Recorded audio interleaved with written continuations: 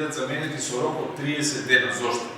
Затоа што ако веќе донесуваме закон со кој што се предлагаат забрана на нефер трговски практики кои што се однесуваат на земјоделски и прехранбени производи. Контраинтуитивно е да предлагаме закон, а да оставаме истиот да не се применува наредните 6 месеци.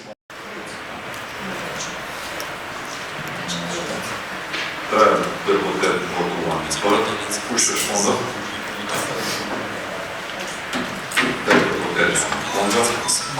Ценим дека треба да остане ваква формулација со што однапред и купувачите и добавувачите ја знаат утврдената цена.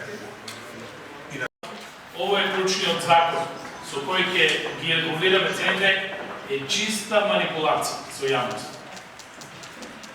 Чиста манипулација со јавноста да се купи ден повеќе, затоа што гледаме дека овие денови се пуштија за гарантираните цени и веќе последните трговци, маркетите слободно формираат маржа и гледаме секојдневно дека цените растат.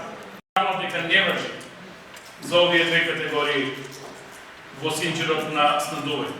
Значи, да не должа многу, граѓаните ќе имаат проблеми, цените ќе растат, овој закон не го решава проблемот.